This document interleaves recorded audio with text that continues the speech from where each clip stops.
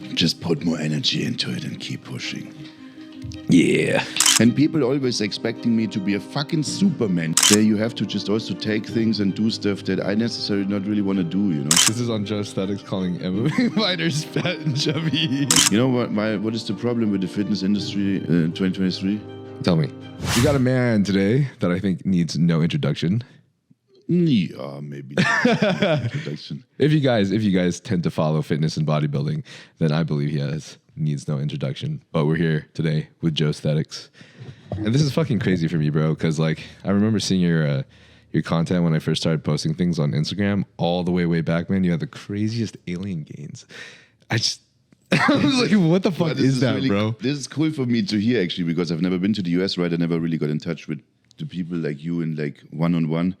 And then many people, they keep telling me, because I'm so long in this industry already now, that they're like, dude, like when I first did start with my stuff, I've seen you already, like how you did all these things. And then just like, what?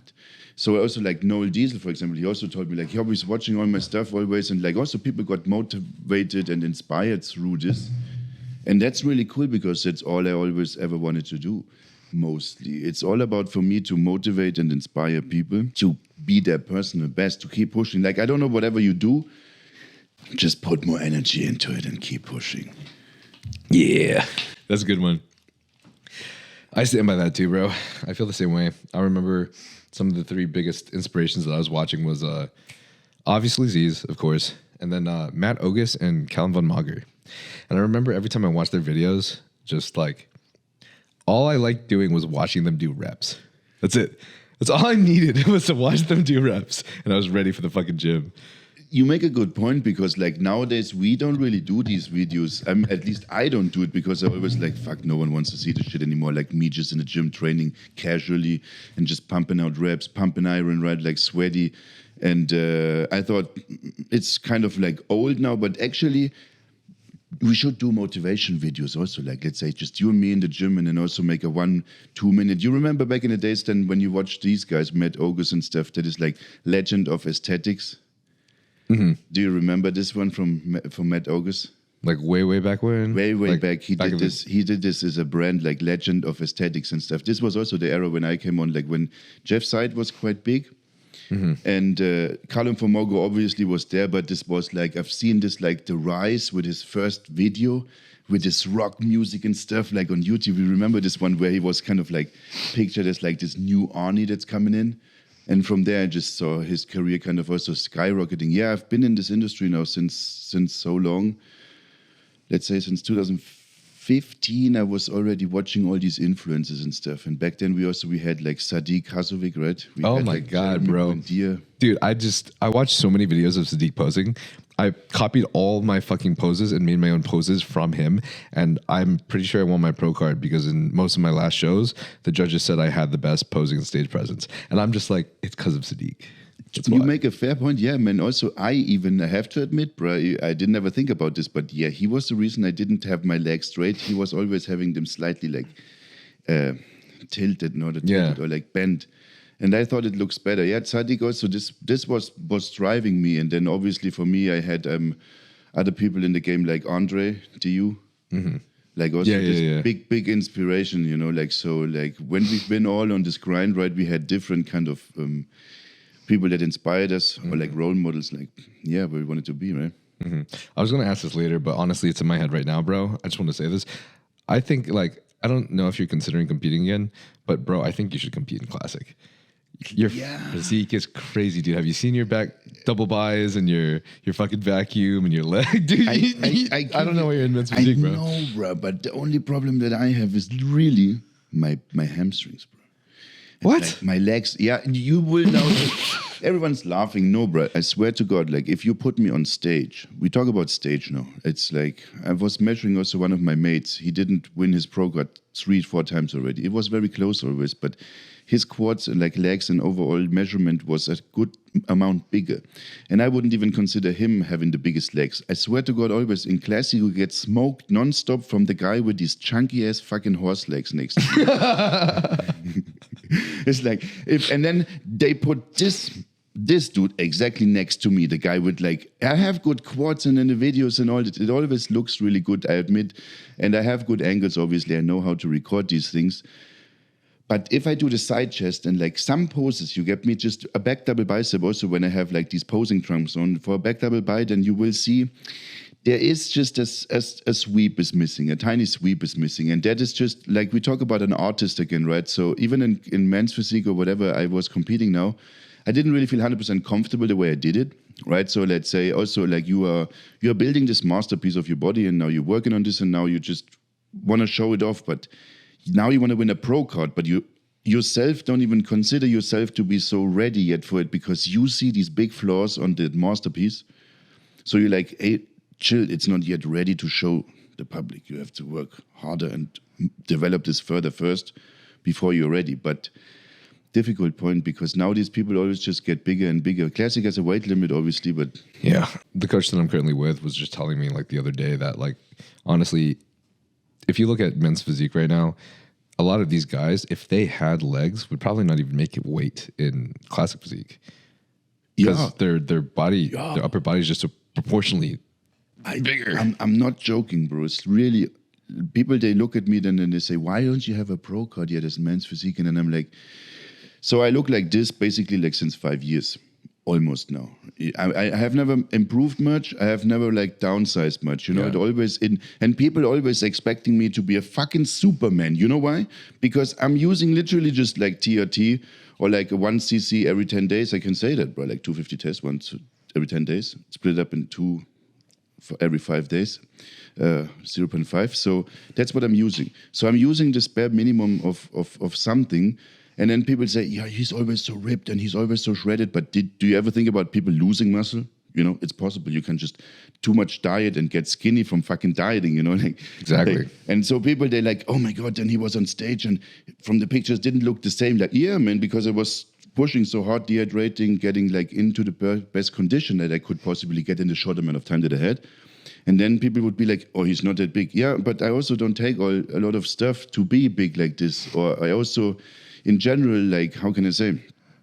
I have a good size, but when it comes to stage, there you have to just also take things and do stuff that I necessarily not really want to do, you know, in terms of everything. Yeah, yeah. At least for the pro stage now, when it comes to something like classic physique or even, I mean, of course, open bodybuilding. There's a lot of things that I was talking to, Vigorous Steve right in the last podcast as well. He was saying a lot of. Like GH and insulin in combination can make a significant difference, and those are things that I'm also not comfortable doing as well. It's more so that also in men's physique right now, these guys, they are really big. So let's say in Asia, where I was competing in Thailand, right? And so we have a lot of people from the Middle East that can come, like Iran and all these countries. And these guys, let's be honest, like if they also don't take anything, they have like 900 tests, like there's a big oaks of men, just these kind of like Arabic people. Like these guys are also like, or like Lebanese friends that I have, like they have really also good genetics. Some of them, like look at Hadi Chopin, right? Persian, really good genetics. And so these guys are generally already big. And I'm a blonde dude, skinny guy, actually, you know what? Like, so I'm not having the thickest wrists, so I'm not that, maybe not even about genetically so gifted that I would be a big bodybuilder. Maybe this is a good size for me. Yeah, but you know what my coach says, and that I agree with, is that having what you have right now allows you to have phenomenal shape. That's what allows you to have such crazy proportions. And so that's why I think you would do amazing in classic. Dude. Let's be honest, there's so much time still left and I don't actually want to like close doors or something and I don't want to open them. Let's see what the future brings. Right, yeah. And then like if I feel comfortable or like if I ever consider to work, I should maybe work with a coach, get some kind of an off season then, because I'm always in shape, kind of. That's exactly, yeah, dude, that's the main reason that I think that you and I have this issue is because you and I, especially you for the last 5 years, me for the last, I'd say 3.5 years, try to stay as shredded as possible. Like you're literally just telling me about how much cardio you were doing and how much you're dieting right now. Bro, of course we're not going to grow. No matter what we're doing, we're not going to grow. You know what I mean? You have to eat. No matter what you're taking, you have to eat if you want to grow. And funny enough, like I'm always in the gym and I'm trying to find fucking these techniques, no, I need just a better technique in the gym, or I need to do something different in the gym. Also like maybe more heavy, maybe more weight, maybe more concentrated, more focused, so, or like back in the days when I was natty, there was no roids or something to take. So you would just be training and thinking about what can I do in the gym to make this all work better and like grow me better, because let's be also real. There's no real recipe. Like that's what you got to do to grow muscle. It's like people also look at me training now and they think, Joe's not training that super heavy and stuff but maybe it's the intensity and the overall workload and all this stuff that makes the muscle growth as well. So we have no recipe that you say, you do 10 reps with a weight that is, with a weight that you can lift 10 times. Mm-hmm. And that's your failure. And you know what I mean? So you just in a book is written, that's what you got to do to gain muscle. And we don't talk about gain muscle, we talk about gain muscle in the most effective way, like the most amount possibly, right? That's what everyone wants. When you train, you want to grow yourself, then you want to do something in the gym that gives you the maximum results. Mm-hmm. If you've ever listened to Andy Galpin, everything that he says comes down to one thing that points out that if you're training for performance, then there's specific programs that you could do, specific things for say strength, for power, etc. But if you're training for hypertrophy, there's a big wide range of different things you could do that all will contribute to hypertrophy in some sense. So when I listen to his shit, it all seems to come down to time under tension. As long as you have a good intensity, if you continue to have time under tension, whether it's higher reps or low reps, heavier weight, but a much longer eccentric, 2 seconds eccentric, 3 seconds eccentric, 4 seconds eccentric, it almost doesn't even matter how long your rest is between sets, as long as you're doing the same amount of volume. But if your rest is 5 minutes instead of 2 minutes, you're going to be in the gym over twice as long, right? Mm-hmm. So nobody really wants to do that. Mm-hmm. But basically everything he says just comes down to when it comes to hypertrophy, only size, and you don't care about anything else, you can really do any combination of shit that you want to do, as long as you get enough work in. There's also this point. Look at it from this perspective. This is what I always say. When it comes to natural training versus enhanced training, but somehow they are still similar. So for me, it's okay, I give you a training plan now, and then people ask me, how should I train? And I say, how long you train, blah, blah, blah. Upper body, lower body split works for a lot of people. If you adapt the upper body, lower body to your current physique level and level of performance and all this, you always have to just adapt it to the load and everything that you, how skilled you are, what level you are. So we train upper body, lower body, because then we do it very often. We train high frequency, but not so high volume, because the human body is super adaptive. Let's say, for example, you are now starting a new job, and in this job you got to wake up at 5 a.m. And then in the beginning you will be super tired always, and at one point you get used to it. Your body gets used to it. Your body gets used to it. You get me? So I believe also the more practice you get, the more you are training. For example, if you do chest once a week as a beginner, or you do full body workouts, and how much practice you get from these actual movements, how many times you are actually contracting these muscles and stuff. You get me from this perspective. That it's also about the body is very flexible and adapts to whatever we kind of situation we put them in quickly. So how about we just don't focus on completely destroying everything always in one training, but we, like Coach Greg always said, we tick, we break it a bit and then we let it heal. Yeah. Kind of in this extent. So there's overtraining is also probably difficult to reach, but I believe in high frequency, lower volume training. Lower volume totally, or just lower volume per time? Perfect. Lower volume per time, weekly volume, yeah. And what you said makes also is also my approach and makes perfect sense. Kind of hypertrophy can be reached in many ways, but there's certain things that you can do as a performance athlete, because look at some MMA fighters whatsoever, they are chubby, but they have so much more endurance than you and me. They can outperform us easily, but they still have a lot more body fat. So you can be fit, but fat.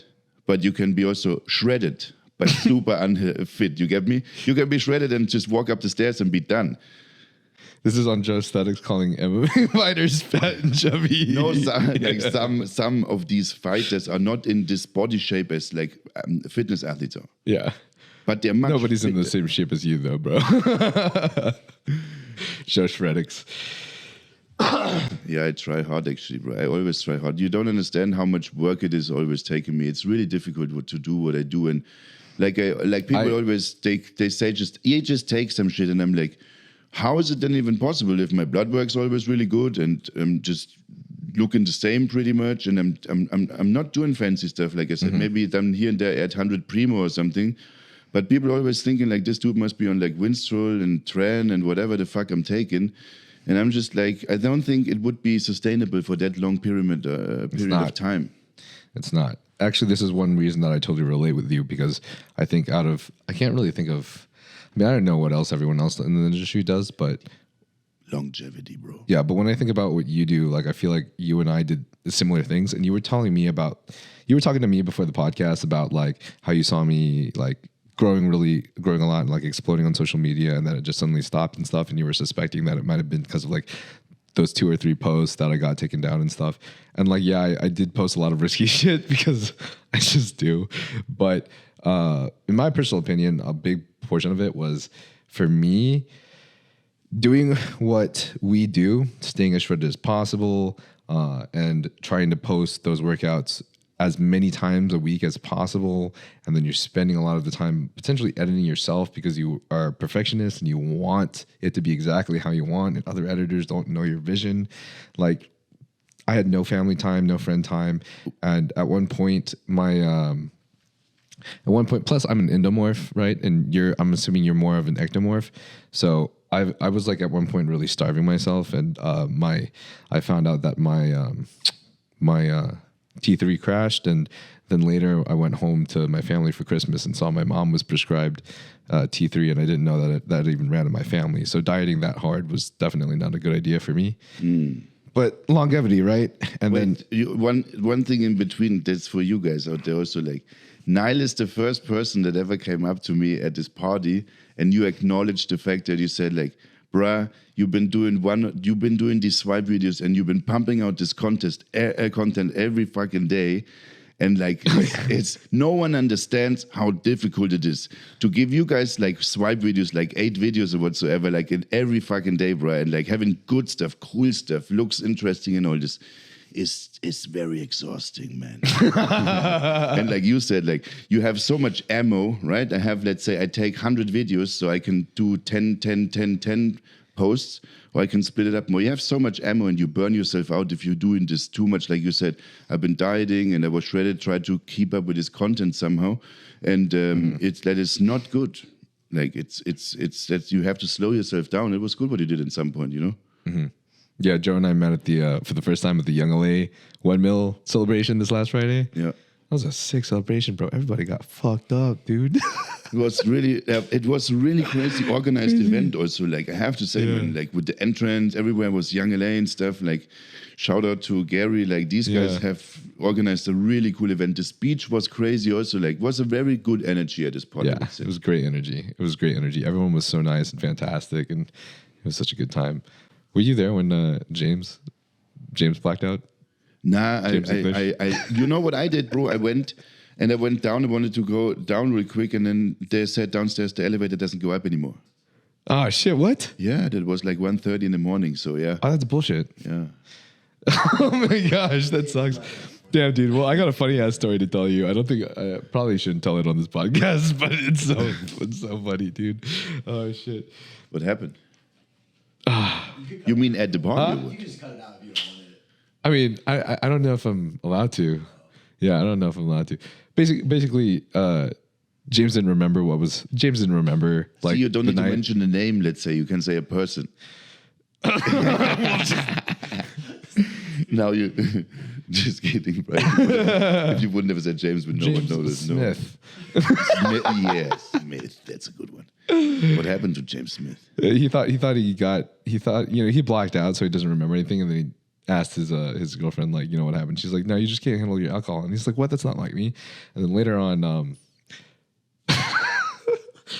somebody texts him. He's like, oh, bro, you got out of the hole. I'm gonna tell you the rest of the story later. You know, also for me, funny, I met some other person at this photo shoot, And then I meet this person and I'm like, yo, hey, bro, what's poppin'? And he's like, finally I meet you, bro. And I'm like, I met you at the party also, bro. And he couldn't remember. Oh my gosh. That's so funny. Yeah, there was, people were drinking a bit. Yeah. But back to the shreds and posts and stuff. Yeah. Dude, yeah, I agree with you. It's so exhausting. Plus the way that I think the reason that my stuff was popping off is because I had like one thing that was different about mine. I just really like to create mine into like music video montages rather than just like the exercise swipes. Just because back in my day, I was so motivated by YouTube music video montages. I'm like, why not put it on this new platform like TikTok and stuff? And it seemed to work. So I was just doing that all the time. But the problem is I'd spend like 6 to 8 hours like, on the edit sometimes because I was like a perfectionist about it. And then at that point, that's when my best friend passed away.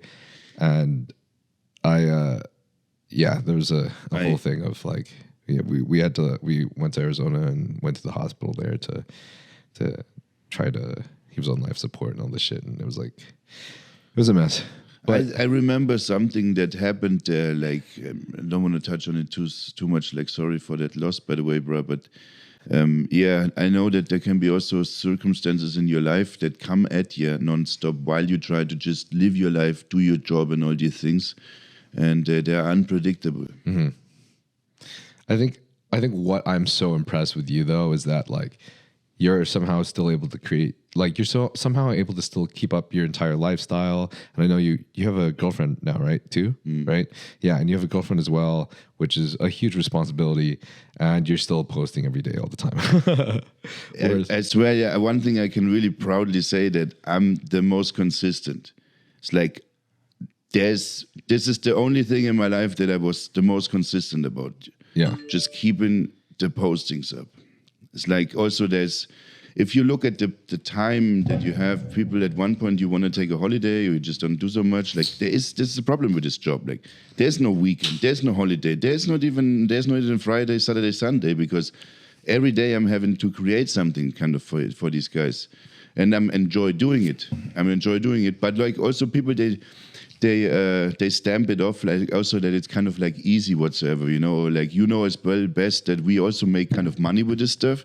So as we give out so much free content, at some point we kind of need to maybe show a bit of an advertisement here and there, because also I like this stuff. For example, I like these things that I'm using actually really, like Young LA, like we are both with huge supplements, which is also cool supplements. So we enjoy using these products, and we're giving a lot of content out all the time for free. And that's like, it depends on what kind of content, right? Because there's so many brain dead things that you can just watch that don't give you anything. So social media is a very, very difficult thing.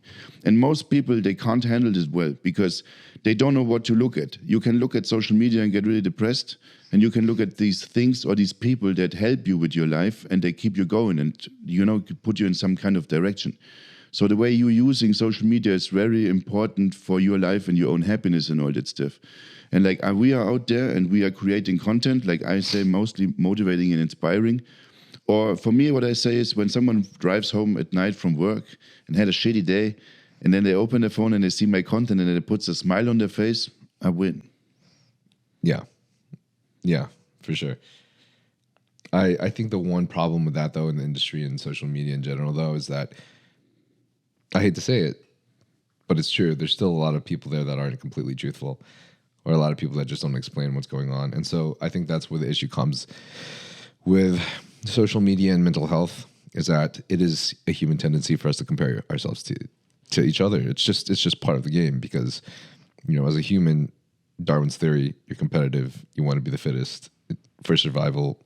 I mean, in this day and age, I feel like that's just something ingrained in us that we have to realize. But it's not easy, bro. It's fucking hard. So when we look at other people on social media, especially if they're not being truthful, and they say, like, for example, I'm only consuming duck eggs or something, then it hurts a lot of people and it hurts their egos as well. And it puts, it puts down self-esteem. And I just don't agree with that if it's not through something that's truthful, if that makes sense. So all that's where the issue comes in. I believe, yeah, and this is a much bigger picture. Like this is much bigger than everything. This is the new world order kind of thing. Yeah. This is like technically you want to just live somewhere on an empty island on a fucking rock with no social media because you don't necessarily really need to see for your own joy and happiness what other people around the world are doing.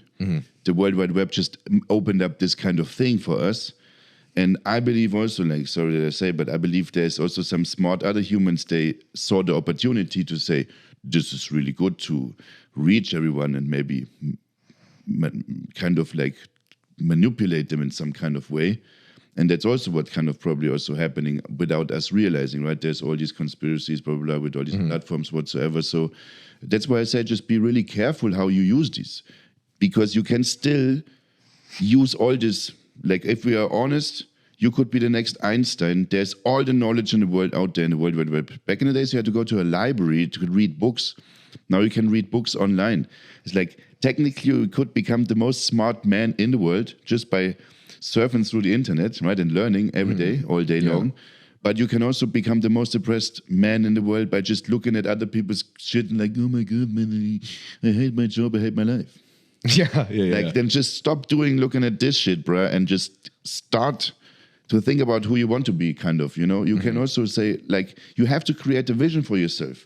That's what I really believe. Like, if we look at these big people in this world, like Elon Musk and stuff, like this guy probably right now, he has some kind of vision. Like, this is the bigger picture, what I want to reach. Maybe we don't really know all, but like, you have to believe in something greater. You know, you have to, let's say, this is my life story. Like, what do you want to do with your life?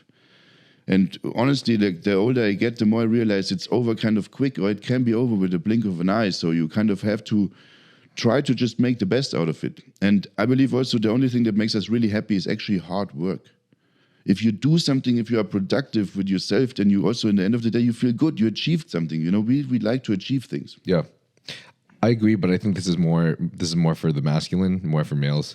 Like testosterone makes hard work feel good. I think for females, it's probably more creating a family, and then I'm not talking to everyone here. Then I hear what you say. Definitely true. Yeah, I see this is true. Yeah, but ultimately, like, back to the social media topic, you can use it in a fantastic way, or you can use it in a terrible way. Yeah, and it's your choice. That's why I always say, like, follow these people and support those who you think are good for your life, instead of like you said, most people are not truthful. This is a big problem in this industry, and also, no, there's no way around this. It's a hard controversy because I also respect the fact that, like, if you can just do your best and be someone, like, show some excellence, then you can still inspire people. Like, the one thing I do like about anyone that's been an inspiration for me in the past, and even, I don't know, just some of the top athletes out there, no matter who you are, it's nice to feel like, wow, this guy is so amazing. Like, maybe there's hope for me, right? But the problem with this day and age, I think, in social media and fitness right now, is there's so many natty or nots going on, and everyone's so concerned with what people are taking, is that is destroying the aura of hope that had come out from the fitness industry in its initial creation. Now, when you see people like Z's or people like this or whatever, you're just like, wow, like, dude, this guy's such a sick cunt. Like, I'm like this bullied 12-year-old kid. Maybe I can become someone like him someday, right? But now it's like, oh, this guy's immediately taking GH, steroids, whatever, all this shit. Like, I can never do that. Like fuck this or something like that. Or this guy's lying about all this shit, you know, like I'll never be anything like that. And like, that's not the point, man. The point of the fitness industry is to help inspire and help bring people up to some goodness. You make a really good point, and that's why I just talked about this natty or not stuff, for example. I'd like to more believe that these, like, some people, they say they're not taking anything. I would like to believe it. Okay, because you also have this, you must be able to dream, right? Like, back in the days, everyone was looking at Schwarzenegger, and like, this that gave you the drive, this motivation, that you believe this is possible, and this is why you've been working so extremely hard. But now you already destroyed this dream because you say, take something. So you never get to this point where you work that hard. And you know what I think? Ultimately, we talk about what this all is about: discipline for people. That you yourself learn discipline for whatever it is in your life that you are doing. If it's now fitness, because ultimately only with the right amount of discipline, you can build the body. Only with the ultimate amount of discipline, you can build the business and all these things. So you have to learn discipline, and fitness is a really good teacher for this. Mm-hmm. Yeah. Asian parents were also a really good teacher for that too. Yeah. See, but this is also why I believe like this how you, there must be rules, bro. Like this freedom is good, but also, yeah, it was never bad for someone like to get raised with like really like strict manners and stuff. This will help you in the future in your life. How were you raised, if you don't mind me asking? Dude, I look back at your YouTube like a little bit ago. I saw you started with some biking videos. Yeah. I'm an ex-professional mountain bike rider, actually. That's freaking sick. Like I did backflips, front flips, 360s, like over sick big jumps, bro. Like I did over like a 12-meter gap, like backflip, no hand, backflip, tail whip. Yeah, I was doing this stuff. And then I hurt my knee, and then I started with my fitness journey. Ah, so it all happened with an injury. Yeah. Dude, fuck injuries, man. Well, I mean, at least now you're here. See, so so I was always into sports a lot. That's just me. I'm a sports guy. Mm-hmm. And there's also with fitness, you have to understand this is actually not. I'm also an adrenaline junkie, kind of technically, because with this mountain bike sport, what I did, if you do a backflip, there's something going on. Drive out if I can jump to a backflip. So there's also adrenaline. What I enjoyed, like this kind of rush. With fitness, you don't get that so much. When you're lifting weights, you don't really get the same feeling like you're bungee jumping. Mm-hmm. So therefore, there's so many other sports that you can do, which give you that though. Like that's why I also don't think people should look at the fitness industry and always think about only with fitness you can have a really nice body or physique. It's not true, man. You can just be like you can play soccer or like football, and you can still go to the gym sometimes, and you just have a super nice sports body, fit. You get me? So, and then you can play basketball. Tennis, whatever the fucking sport you play. Don't be so, like, to have the narrative that only fitness is the real one. Like, there's so many other things. There are also a lot of fun. Like, fitness is fun also, and lifting weights and stuff. But if you, I don't know, play some team games or like tennis and stuff, or like, you get me? There's so many sports also, they get enjoyment. And ultimately, it's all about, for me, like, activity. Be active. Burn calories, earn your food. Mm-hmm. I mean, that's why I started lifting in the first place, is I was such a fat ass, dude. I just like to eat so much food. Like, this has to go somewhere. I have to put this somewhere good, bro. I've seen these old pictures of you, actually. Like, yeah, how was it? Like, like you've been like have you been like overweight, right, in this extent? And yeah, I started overweight. So you've been slimming down from an overweight body, and then do you feel like this gave you more muscle or like easier? I think it did the opposite, because I was eating in a deficit for 10 years. Yeah. I was roughly eating in a deficit for 10 years. Sometimes there would be a little bit surplus in there, but in my mind, I was always just like, oh my God, I'm fat. I need to lose weight. Oh my God, I'm fat. I need to lose weight. Kind of like a lot of females experience. So I ended up just cutting down and then trying to build muscle at the same time. And it happened. I built some muscle while leading out at the same time, from the age of 12 to about like 20 and stuff like that. And then when I did my first show, I had like significant muscle, and I even posted about it. And to my surprise, a lot of people called me out, and they were like, no. Not natty. Yeah, dude. There were people that were like, no, there's no way you were natty in your first show. That fucking fucks me up, dude. How long have you been training on a natural level? I was training, let's see, from 12 to, I don't remember when I took my first thing for that like third to last show. I think that probably was like 22 maybe. So that probably was about 10 years. Yeah, you see. 10 years, 9 to 10 years. That's a lot of time that you've been training naturally. Right. And I see it, I'm sad almost that now the industry, that's why like there was this video, the problem with the fitness industry in 2023. You know what is the problem with the fitness industry in 2023? Tell me. I think everything is so open. There's all these things are so easy available. So for everyone to be out there, and like back in the days, it's like, yeah, like you and me, for example, when you started fitness, you've seen big guys. Maybe you thought maybe they take something, but how would you even get something? How would you even order or get to these things to consume them? And now with all this TikTok and all these people, and then they all pushing like, yeah, you just take this, I take this, I take this. And everyone's like, oh yeah, it's okay. It's like, it's no big deal. I can just take something. You understand? Yeah. And so they don't, this is like, they start their fitness journey and already like 2 months in, they're like, now I need to take something. It's like, no, shut the fuck up, dude. You just train for a few years first, man, and learn how to train and then use something. But then like, I had this argument with people before. They say, yeah, but I want to be super big anyways, you know? Like, I just get faster, I get there. If I start now, why should I wait? Yeah. Yeah, like, there's a lot of people.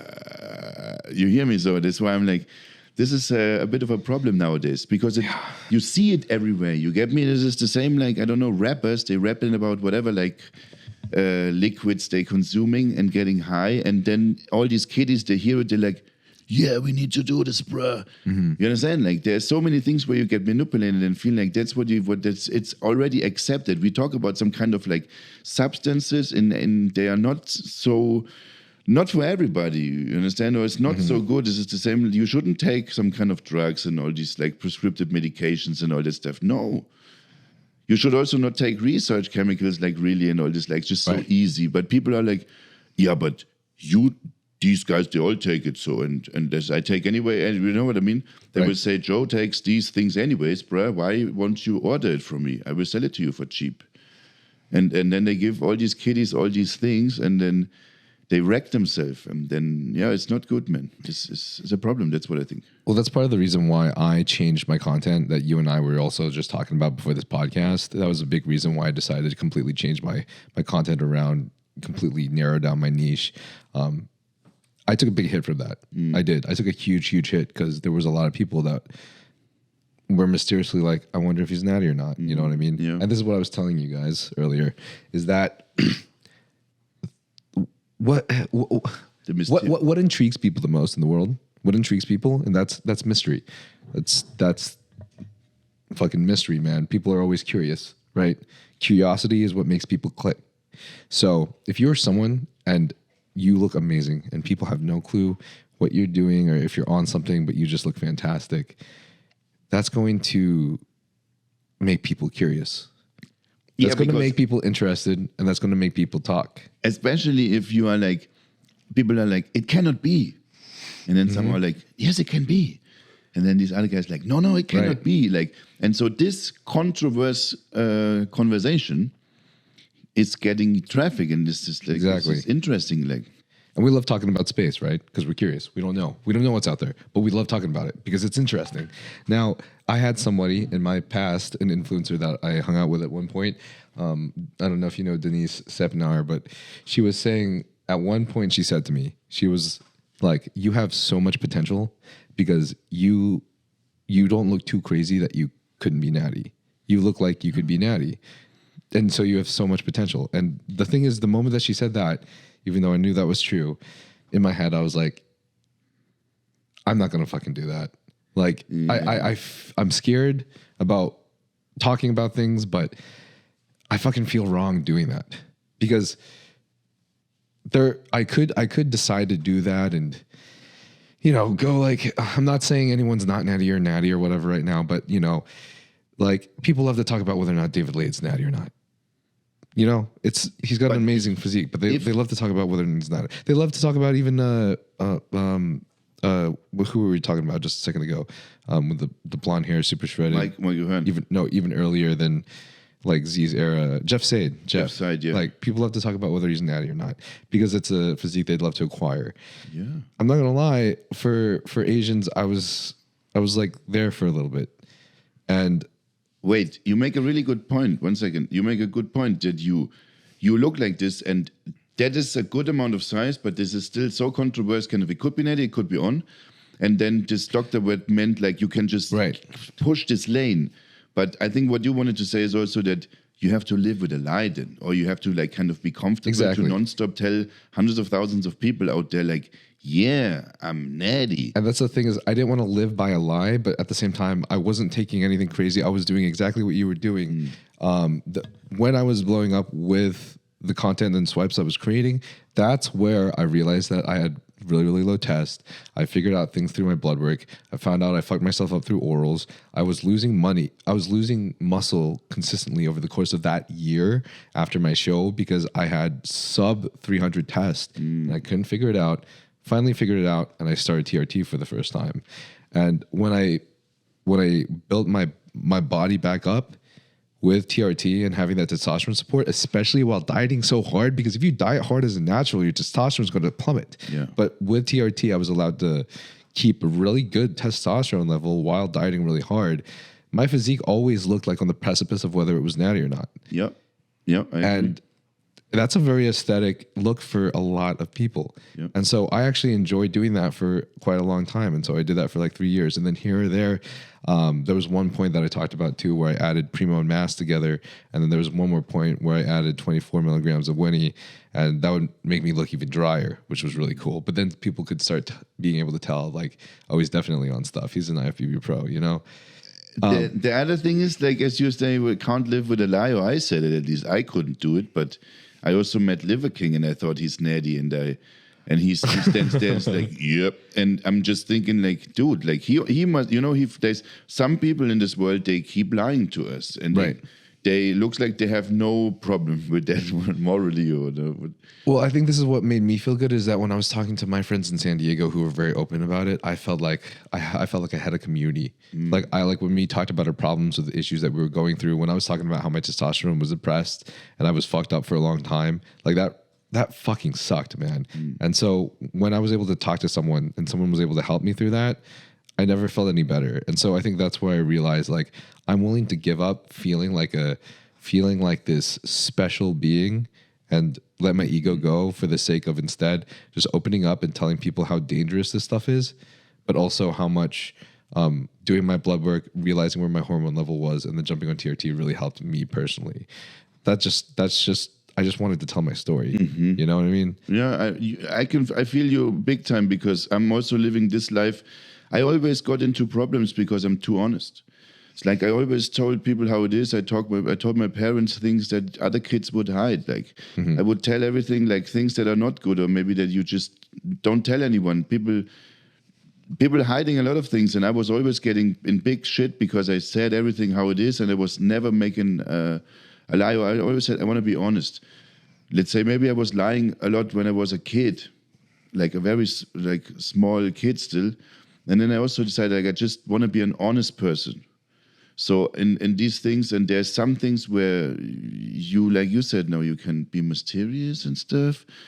Or at one point also there's kind of like a pressure that builds up to you because you're like, yeah, but now it's actually not funny anymore because people are commenting and people are talking so much about all this. So to feel better about myself and get some kind of relief, I should just tell my story so people know what's going on. And that's what you kind of then did. So for your personal, like, well-being, also mental health and all that stuff, that's probably a really good thing that you did. I think so. But, you know, it kind of fucks. It's still hard, dude. It's still hard to be open about that stuff. Now that I am open about that stuff, it's like seeing, like, for example, my engagement that's been down. I associate those numbers with my business. And so that also hurts as well.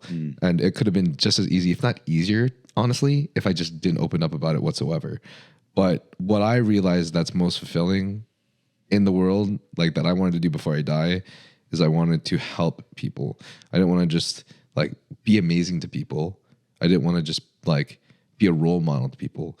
Like, I wanted to help people because the things that helped me is, like, yeah, Manogus inspired me, you know, this person, like Z's inspired me, but what helped me actually get through life was watching more Plates' videos, was watching informative videos on dieting and nutrition and health and blood work. It was just all those videos that came down to health and wellness. And that's why I created this podcast, is because, yeah, I'm going to talk about PEDS, but I also want to talk about, if you're doing PEDS, take your glutathione shots. Take glutathione IVs. Go to the hospital, get 3 to 5 grams of glutathione IVs. potentially every 4 weeks if you're in a bodybuilding like prep or something. Take your astragalus root, your citrus bergamot, the stuff that we now have with huge supplements that I was fucking pushing them to get, and they finally came out with, and it's sick because now I can get them. Now I can get them for free from them. But you see which also is awesome. one point that you kind of made is also you can do something that maybe is less like short-term successful or like in some way not that like fancy, but is it good to do something, you go to a job that doesn't fulfill you and make you happy? Because now maybe what you do now with all these things is just more happiness. And also in terms of like the life that you live, more fulfilling in this extent, you know, like let's say, yeah, you can be the shredded guy, more push these videos, pretend you're an Eddie, right, for like 3 more years and grow yourself up. But maybe you're also kind of just mentally suffering along this road because you have the secret that you're hiding and stuff. And now that you're open about this and you just say, I want to help people, and helping people is maybe also so much more fulfilling in some extent. So you have in general, more happy and amazing life. Well, here's the difference. Before I came open, it made my ego feel good. I felt great because my ego was up here. Afterwards, my ego is now down here. But when people come up to me at a festival, or people come up to me because they see me at the gym and they're like, bro, I watched your YouTube video about you coming open about PEDS and it helped me so fucking much. Like I was going through this as well. That felt more fulfilling, not because it like made me feel good, but it made me feel like I was putting more into the earth. Yeah, you have an impact. Yeah, I just felt like I was doing something that I regard as more valuable, even though it didn't necessarily make me feel better as like a being. Like it didn't make my ego feel any better. I hear you, but also I believe so this is really good because this is something money can't buy. And the next thing also is now that you have experienced this and this, you saw both sides, you know, and you can work with it. It's good to experience both sides, you understand? Like maybe it's also very toxic if you just keep feeding your ego. Yeah. Maybe at one point it's good for yourself to take a hit, to be down there and just grow yourself back up, just stand back up and come back even stronger and better. Mm-hmm. Yeah, I don't think it's the right path, bro. I don't think it's a great idea for anyone to live their life on their ego or just live their entire life on whatever makes your ego feel good. I feel like that's a risky path. And at some point, there's a high and low for everything. There's always a rise and a fall. Yeah. So, good point. Yeah. I mean, in general, like I would say, fitness, like I say, is very good to develop the discipline to just run your life as a normal human being. And that's why, like for me, social media is my job now, and I like to motivate and inspire people. And I like to look good myself. I like to work hard. Like you said, women are maybe like more different. That makes it feel good. Very difficult to know what you can say or not say here in the US, man, because the US is also a crazy place I've never been. You know, like here's everything I'm more wild and free and I have my opinion and no one can tell me I cannot say this, you know. I can do what I want, say what I want. Like that's what I feel like it's here more about. Have you been traveling a lot? Have you ever been to Asia, bro? I have. I was lucky enough where my dad is he's a professor, but he was kind of like a traveling professor when I was a kid. So I was blessed to have the opportunity to go to a bunch of countries in Asia and then also go to some countries in Europe as well. Mm-hmm. So I've hardly been to any countries in South America or Africa, but I went to a lot in Asia and a lot in Europe, and it was mind-opening. And I think the most phenomenal experience for me was visiting the Philippines, which is where my family is originally from, because that place is such a third world country. It just puts shit into perspective. This is also good, you know. It's for the same as I feel right now. I've seen all these things here in movies, and now I'm here and I see how it really is. And it really helps you to grow as a person if you go a bit around the world and you see more than just the city and all these things. That's why if you have the opportunity also, I say everyone go out there and make as much experience in life as possible. It's a really good thing. And with the many jobs are these days remoteless, there's so many things to do in this world, right? Mm-hmm. To make money in some ways, travel. Yeah. It depends on, that's why I say always, I don't judge. People have different hobbies, things that they like, that they don't like. You can do what you want to do. and just let me do my thing. I let you do your thing, kind of like that's what I have. Just respect some kind of laws, like otherwise we have anarchy here. There was a post that my best friend shared with me that I freaking loved. I just went with her to a EDC. Her name's Molly, and she does amazing things for mental health, and she has this whole little Discord for mental health. Anyways, I'm not going to go too deep into that, but basically she sent me a post that I posted, and it was like, what's more important? When there was one text saying, what's more important, the journey or the destination? And then the other text responded just with the company. And I feel like that really resonated with me, especially. Good point, yeah. Yeah, but ultimately, as an individual, you have to have a vision. How to make your life good, you get me? Yeah, yeah. Like whatever you want. That's why I just start believe in yourself and just keep working hard towards these things that you want to achieve. Mm-hmm. And there also maybe it helps like having a role model that you look up to. Like you said, people came up to you and told you their stories and stuff. That also helps, inspire, motivates you to keep going and do something. And I also just want to leave an impact in this world, kind of. I think another thing that's really helpful for a lot of people that a lot of people may not have, and it may be a hard resource to find for many people, but that's a mentor. And you know, I think that's why it was really hard for a lot of new people in the social media industry, is because we really had no mentors out there. We had no one to go off of. But I really appreciate you sharing with, like, I see it all the time. You're always talking to people in the Young LA team, like in the party, or you're talking in the Young LA group chat. And you're always expressing like, oh, this is how I did this, or this is how I do that, or check this out, man. And I really appreciate you doing that just in general, because I know you're putting out information out there and you're being like a mentor to a lot of these guys, and they're going to remember that. Thank you. Yeah, that's what I see shit online, bro. I swear, I text people also. I'm like, I think you should do maybe a bit more like this or that, like, or don't feel offended. Like, I just like to help people kind of in some way. Yeah, and that I hear you completely, because I wish I would have more kind of people that mentor me in my life. Honestly, that's what I always look for, because it's ultimately about who you surround yourself, who you can learn from. You want to be nonstop having people actually around you that have more skills or more wise than you. You get me? Like, technically. So you can grow yourself. That's what I believe in. Also, like, we have this one life. This is like one chance that you get. And then you're wasting it with playing video games. Or like we wasting it in the gym. But ultimately, it also comes down to who can grow themselves to the more strong and better and powerful and everything, more happy, lucky individual. Like, that's what I believe in. That's what we've been built for. You understand? We have to build ourselves into something, and you can build yourself into anything kind of what you want. Nowadays, a lot of people just see social media and say, this is what I want to be. Back in the days, people said, I want to be an actor. You get me? So they build themselves up and they become an actor and all these things. So that's why I also thought before with the vision that you have, build yourself. Yeah, that vision is real, man. I think that's why a lot of people like tattoos too.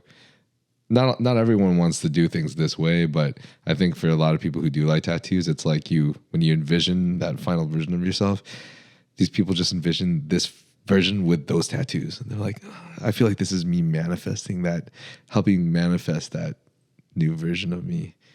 If I just get this sick tat and start eating this sick diet. Yeah. Probably there's so many things that help people also, like gave them power. Yeah, 100%. I believe in something like that. I appreciate you guys so much. If you guys want to support the podcast, you can by purchasing something from Young LA or Huge Supplements with code Nile or code Joe. And then His also podcast is code Nile. Code Joe's get biceps like Joe, use code Joe. Mr. Joesthetics, tell us the truth. What is the alien gains? Is it really a crazy cramp that you can control? It's a crazy cramp that I cannot control. It's like it depends actually always on like how dehydrated I am, like not dehydrated, but just how less sodium is in my body. So I tried so many things because it's a cramp, right? So I tried all these things: magnesium, sodium, potassium, like what you can work with. Carbs, magnesium, sodium, potassium, electrolytes. So how the fuck do you make it go like that, like a piano? Then I actually don't do so much. Let's say I just squeeze it up, I tense it up, right? And I hold it, and then kind of the longer I hold it, the more it's gonna like do it, because I shorten the fibers. Okay. And then when I now extend them, I can do it maybe. Oh my God, dude. And I extend them. You could like do it on command? No, I just prepared it kind of. I flexed, I hold it, and then I can do it. So but you didn't even mess with your electrolytes this time, right? So no. Since I'm here in LA, like I also I did a lot of cardio, and my food intake is a bit not regular. You know, like I don't know how much salt I really have, and I drink all. You're trying to stay dry. No, I'm thinking I'm just having not enough sodium actually, and because I'm drinking all these electrolyte drinks, they haven't. So I'm drinking a lot. I'm peeing out a lot. Anyways, so I shortened these fibers, right? And then as I rapidly extend, they cannot extend as quick, the muscle fibers, okay? So I extend them and then they start to ripple because they start to extend. Holy fuck. Yeah, so that's just like that. But it would happen, let's say, here on my arm also. For example, if you look there and I'm just squeezing it, you see? Holy shit. I don't know if you saw it. But yeah, it's kind of everywhere. Every fucking muscle that I would have can do the flicker, bro. Dude, that's crazy, bro. Like literally every single muscle, you understand? Like it's all rippling. I do not have that. Definitely. I would hope to kind of have a solution for this, but you know, there's also one more guy, Usama Obilor, he's in Las Vegas. Yeah, I saw that. And he even been on TV and stuff, and they had doctors and they couldn't really figure it out, kind of. I don't know, it's called rippling muscle disease, yeah, that's just it. I find out I need enough sodium. If I just eat Burger King, bro, then I just don't have it. If I go eat sushi now with a lot of soy sauce, and I just don't have it then. We should go grab some sushi out of this. That sounds good. Wait, you said it's rippling muscle disease? That's what I think they call it, no? It's a disease? That's a cool disease. Yeah. Holy shit, dude. Yeah. Fuck. I feel like the only place I've ever seen that happen is my neck for some reason. Like, I do curls too hard and then my neck goes like fucking spazzing and then, and then I end up looking like I have Tourette's. It's not a good disease. I think actually more people have it, they just don't know as well, you know. It's the same like there would be the best basketball player in the world out there, he doesn't even play basketball. This person, you know. Imagine if you were on stage and you did it in your glute spread. I have a video where I do it in my leg, in my teardrop, I have it, yeah. Usoma, I think this guy Usoma Obilor, he's also natural, so people are like, that's just happening because it takes steroids. No, it also had it before. Yeah, I don't think that has anything to do with steroids, bro. No. Yeah, but that's what people say. Well, I swear. People say that's only happening because you take so much stuff. That's so silly, bro. It's like it's like vacuuming, I believe. Like you can practice it, but most people really have the genetics for it. You know what I mean? Like I don't really have the genetics for the vacuum, but I've been practicing and it gets a little better. It still looks like shit because my fucking rib cage is a triangle, not a hemisphere. And then I don't think you could do this, but I can flip my eyelashes inside out without touching them. Yeah. Oh, there's people like, you know, you can do the tongue, no, but the tongue, you can turn your tongue and all this stuff. Some people, they just can't, or like I can turn both ways the tongue, I can't, like halfway. So there's some kind of like genetic things, no? Yeah, that's dude. What you mean? Yeah. Yeah, like this one. or like the flower tongue, right? Wait. Yeah, I kind of do that. Like what? So yeah, am I doing it? No. Yeah? A little bit. Oh fuck, that hurts. Yeah, there's so many things. Like I think genetics. Yeah.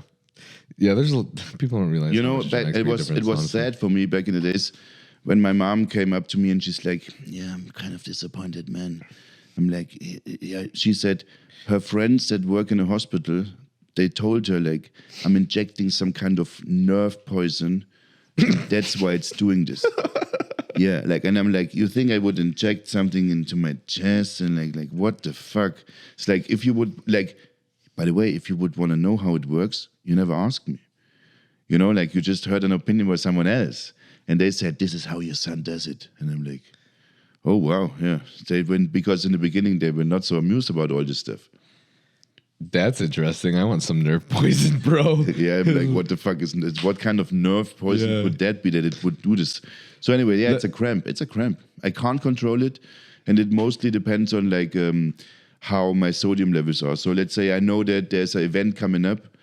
I might just don't take as much sodium as I usually do, and then it just starts to cramp more. And if I want to like rapidly make it stop, I would have a bag of salt with me, and I just take some salt.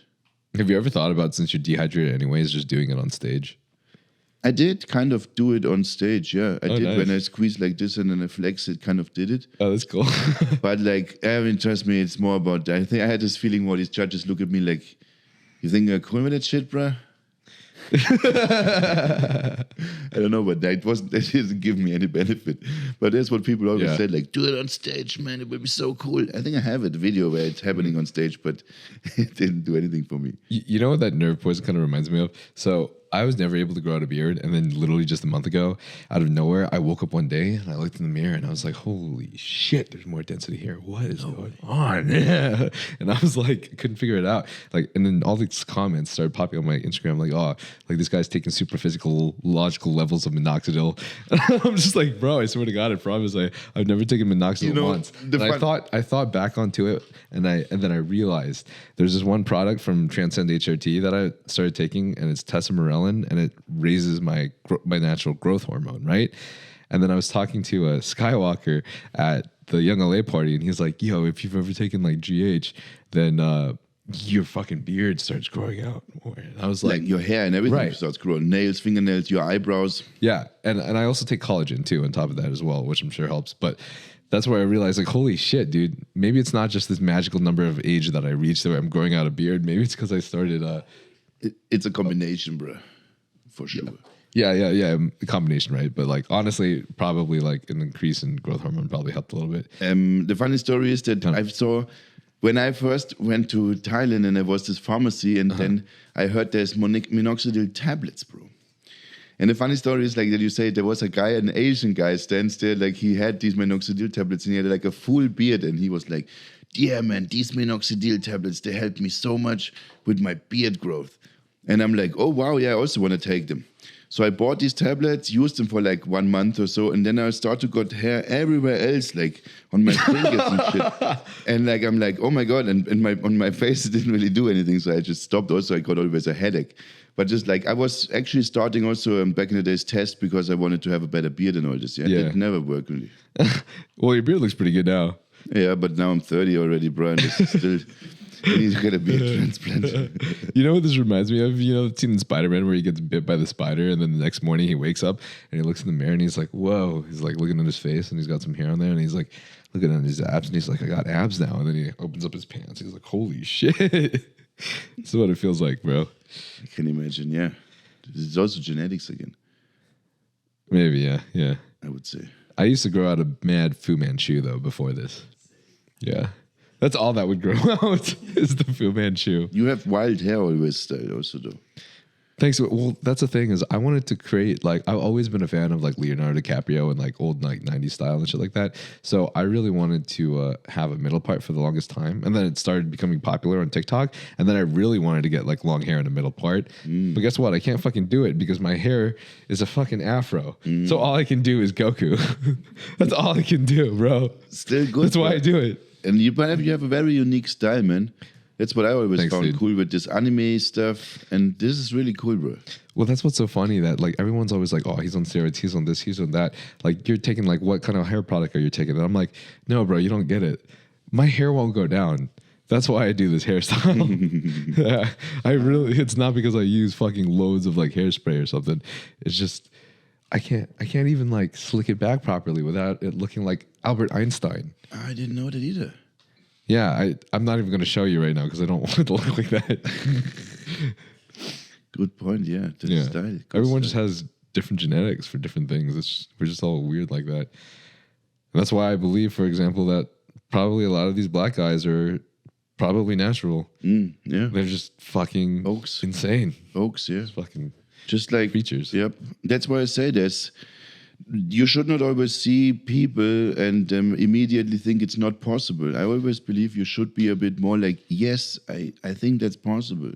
You know, like if people now tend to think small, you need to think big in this extent. Yeah.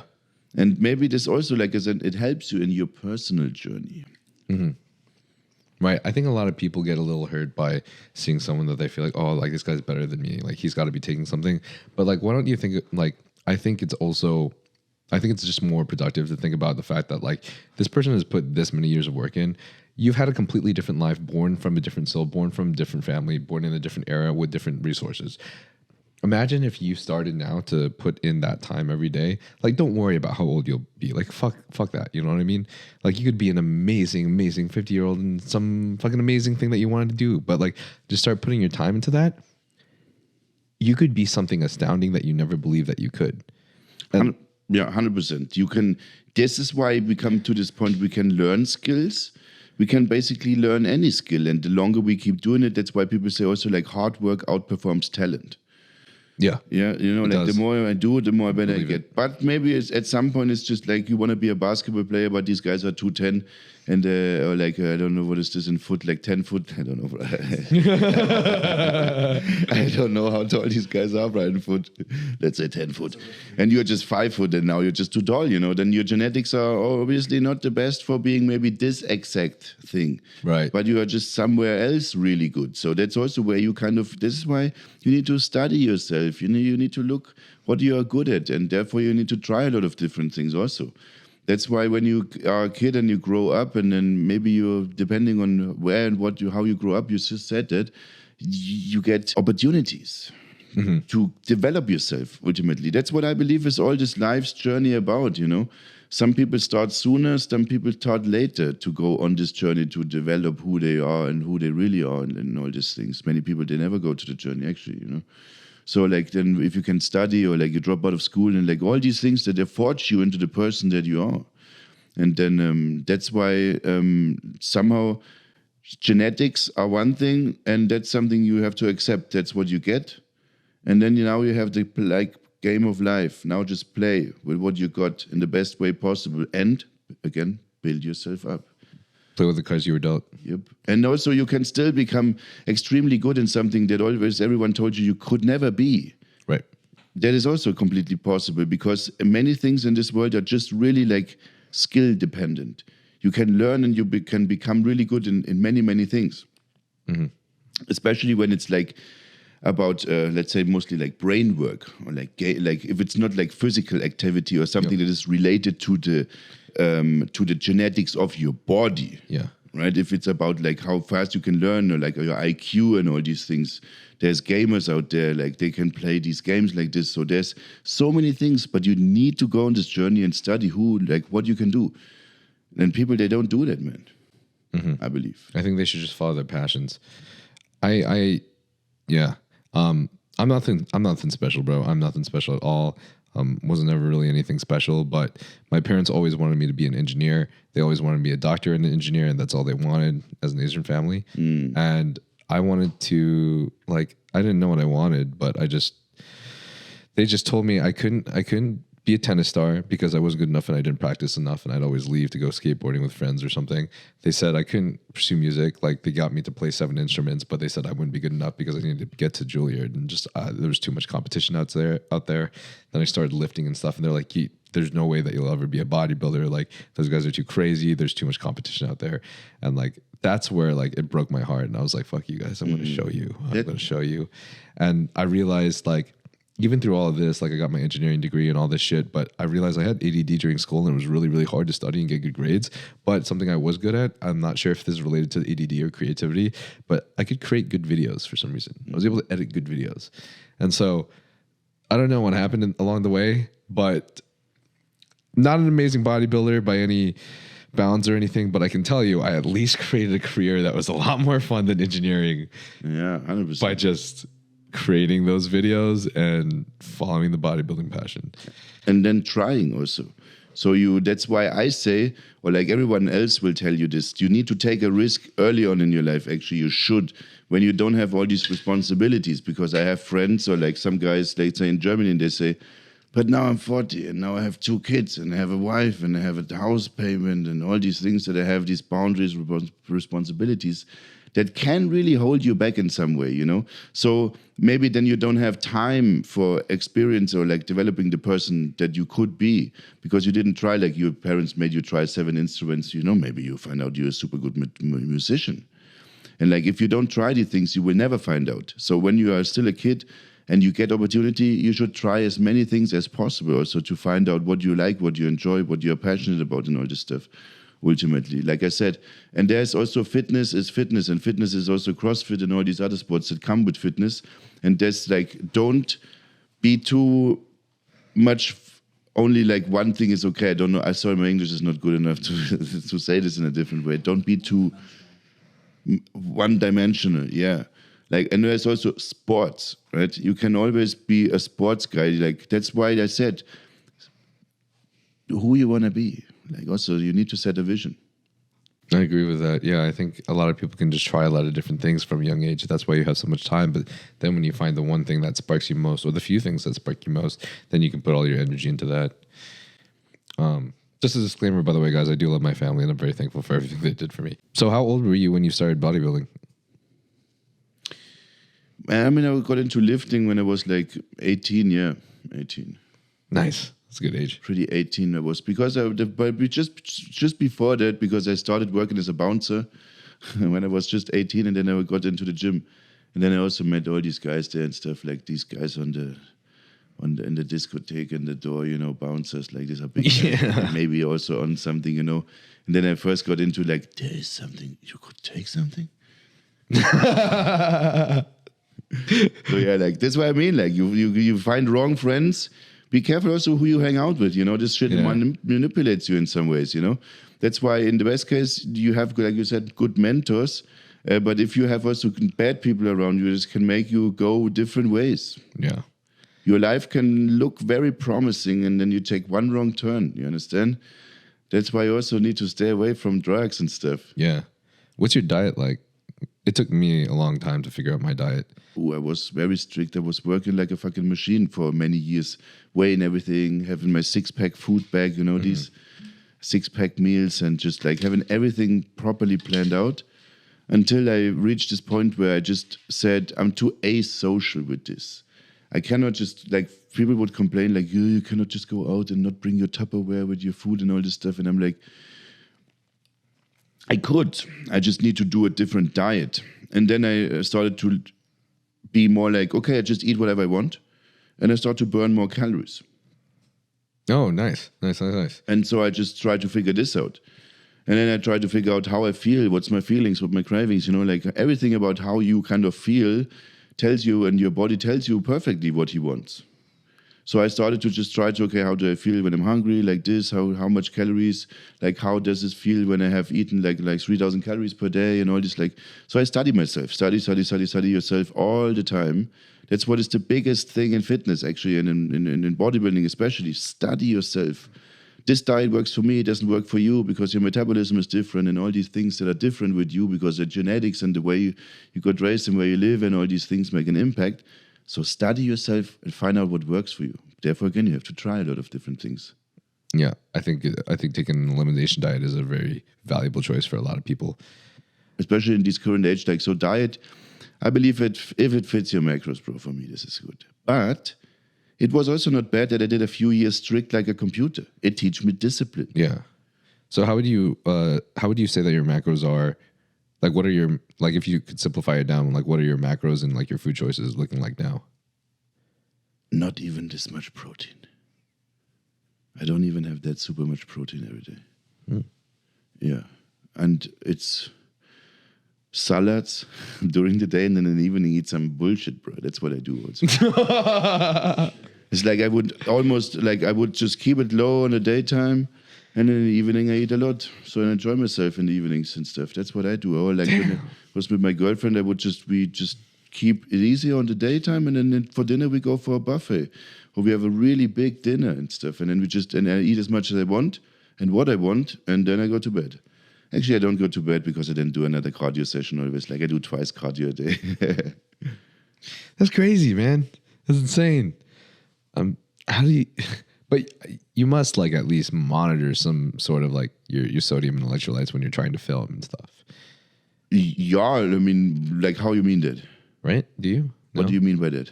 I don't know. Do you just like just pay attention to like your sodium and your electrolytes? Like maybe like when you're like preparing to like film like videos and swipes, look a little drier or shredded? Yeah, sure. I mean, obviously then I just try to manage always, or I would there's always different days to record different things, you know. So like if I wanted to record a back day that's really crispy and all this, you know, you have to know, okay, maybe next week I can do that, right? So you have to prepare for this. Yeah.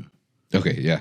Yeah, I have that mindset as well. Whenever I like want to film, like I kind of have this mindset going on that's like even kind of subconscious. I don't want to do it on purpose because it starts stressing me out too much now. But I will like, you know, kind of carb deload just a little bit. And then like before the filming, I might like eat a little bit more carbs, you know, just a little bit. No, also, not eat too much salt. What is the thing with me that you don't know because you never really see me? Like last 5 weeks, I was crazy shredded. Okay, I was really shredded. So now I'm in the US. First time I want to keep pushing, so I keep it a bit more tight. But also there's times when I'm just a bit more soft. But I just also then have maybe content took so much content that I can just feed this up. And that's why it gives this illusion of like, he's always super shredded. Yeah. Actually, like, man, no. Many times I'm just like, okay looking, like, okay shredded still, but just not like some videos are just really peeled, bro. Like, yeah. So this is not always like this. Obviously. And then like I repost stuff and I mix this all together, man. That's why I say since 5 years I look like this. And if I'm shirtless, you can't even tell if this is 3-4 years old. Yeah. It's the same with me for Instagram and TikTok. If you want to see what I normally look like, you go to YouTube. Yeah. YouTube shows me every day. Well, yeah, there's all this good light and all this stuff. So yeah, I'm obviously knowing how I'm doing stuff, how to take my content. And so I mix it up. But I definitely also give myself some rest sometimes. Or it's mostly about day. This is about weekly. You can do this weekly, bro. You can say I want to be ripped on the weekend, and on the weekdays I'm just kind of looking soft, and you kind of prepare this. But we can also do this in a more what is it called? In a more excessive way, because this is kind of like our job, right? This is what we have time to focus on this. While some other people, they already, like I said, you have all these responsibilities. You have a family, you have your wife, you have your kids, you have your job. And then now you want to focus on like how you eat, because on the weekend you want to record videos. You can, but you understand it's much more difficult. It's like, if I can eat, sleep, and train bodybuilding, maybe then it's easier for me to do it correctly than if I have another 5 things as a responsibility to do. You get me? That's why I feel like that's again where the point, teach yourself discipline. You are able to fix all these things at once, or like take care of all of these things yourself. Yeah, gotcha. If you don't mind me asking, I think obviously we don't have to talk about this, but I'm just kind of curious because I think you might have already talked about it in a video, and it was probably what is like the craziest thing that you've ever taken, and like how did you feel? What was like your response off of that? In terms of what's like steroids, like PEDs, anything. Like the worst thing I've took ever, or like the craziest thing I've took. Yeah. I mean, the craziest thing I've ever taken, this was one time like 700 tren a week. Oh, when did you do that? Like, when was it? Like 2015 or something? Damn. It was 100 tren daily. And I was transforming into a fucking oak, bro. Like I had like 105 kilograms. That's what people also don't understand. 2015, I was probably the biggest ever, bro. I was like 110 kilograms. And like I was much bigger and stuff. And then I went off, right, for 1.5 years and all this. And I kind of actually really downsized. And I kind of like, and then it's always just like a tiny bit, like a sponge, like a tiny bit bigger, tiny bit smaller, like depending on what I'm doing right now. But actually, yeah, I was also always kind of losing muscle. Yeah, obviously with all this dieting and not taking this much steroids and never really giving yourself much of a break or bulking, I lost size over the time. Yeah. Like now I believe now since I did this last time when I did the competition, I took some more stuff again. And I believe this helped me again just to look more bigger now. Because I'm quick responding, for example. Yeah, I agree. I experienced that just now for the first time, and it was insane, bro. Because, you know, we've been cutting for like the last 3+ years. I finally started my bulk, right? And I've been at 170 to 173 for 4 years, lifting the same weight. My PR is still the same as it was in squats last 4 years ago. It's 405 for 8. Haven't gotten any stronger whatsoever. But now that I bulked for about 9 weeks so far, I went up from 170, 173-ish to 180 pounds. And I have, my abs they haven't changed very much. Like my body fat percentage is still pretty close to the same. That's why it's also probably that's good. Like mind blowing to me. Having a coach helps you a bit. because you always have different opinions about yourself. You know, how you think you should be eating. Like, yeah, you study yourself, but also trusting someone that can take care of this part, because it also helps you to have less stress and focus on this. You get me? So that's what I feel like a coach is good for. People, like, they make your life more easy. I think a coach is just so amazing to have, because you really need that third pair of eyes, especially when you're going on that competition. Like, you don't need the extra stress and cortisol of worrying about all those decisions. There is a thing such as decision fatigue, and to remove that from your protocol while you're competing is going to be super valuable. 100%. Coaching is like I say, just makes your life more easy. Yeah. That's what you should focus on. That's why when I did my last competition myself, a lot of stress on my head, bro. Yeah. Was not that easy. And also a lot of pressure on me, bro. Right. No, I feel that as well. Like, you have to perform, people expecting you, like, you are having this pro physique and then you can't win the show and stuff. Like, I'm like, yeah, I don't know, man. I did never say I'm this good bodybuilder. I never said I'm this good physique dude. Like, I look good. I know it is okay. Obviously, it must be somehow okay. There's a few million people follow me. So maybe my physique must be somehow good. But is it like, there's a tattoo artist, for example, bro. And he's the best tattoo artist in the world. But he sits there in Honolulu on this fucking island in his wooden thing, and he's just tattooing people. And this is the best tattoo artist in the world. He doesn't go to competitions. And then there's other people there on these competitions, and this guy is officially, with the medal, the best guy in the world. But actually, this guy sits in Honolulu and have never competed, is actually the best guy, but no one knows. You get me? Yeah. So just like, just because you have a good physique doesn't mean you necessarily then on stage have what an athlete has to have, because there's also a judge's eye of like, what is in an IFBB, for example, federation, depending on what are these guys looking for, right? And then they have certain values and points, and that's how they judge you. And maybe if let's say I put you there and I'm like, wow, very beautiful body, but maybe in a perspective of an athlete performing on this exact kind of category in a competition, it doesn't fit that well. But you still have a really attainable body from people would love to look like you. Yeah, but you just still, there's a guy that looks in a judge's eye just nicer for this kind of competition. Yeah, very subjective. I do think, though, dude, you got a pretty fucking phenomenal physique, and you sell yourself short, bro. Yeah, I don't know. I don't give myself much credit, bro. I personally want to see you on the classic physique stage, just saying. Maybe. I want to see that fucking double bi and quad and vacuum combo. Yeah, savage. Yeah. If I decide to just take the next step and do a really good bulk, and like I say, if I just ever go like and I use some insulin a bit, bro, then I will do it. Okay. But okay, so audience has some questions if you're interested. Yeah. A lot of people want to ask you some questions. So are you considering ever returning to Germany at one point in your life? Probably not. Maybe when I'm old, man, and this is so far in the future that I didn't consider this yet. No. Okay. Interesting. That's kind of how I feel about going home. I don't really have any interest in right now. There's nothing in Germany for me that I can like stay there for a longer period of time and kind of grow, I believe at least. Or like I just enjoy tropical weather more, kind of. Like I like kind of Asia, and I like the people and all this, this is depending on like your lifestyle that you live in, all this, what you want from your life. And I just since all these things happen in the world and also in Germany, it's just kind of different, people are different also. It's just like, I feel like people are just not that friendly to each other, just like that, like, so, then I'd rather stay in a place where I'm just, you always want to be somewhere where you're appreciated, right? Yeah. Or like also where you feel good. And then you say, people would say, oh my God, there's only gray soup outside and it's always dark and it's kind of depressing here. Yeah, but if I have the opportunity, like if I can go away from this in a nicer place, then I will. That's how I see it. And I don't even see like I'm here or there now stuck. I'm just going there where I think it's good right now. Okay, gotcha. Do you have a family still around? I have like my family still around here. They are all in Germany though. They're all in Germany. Okay, yeah. Gotcha. I see.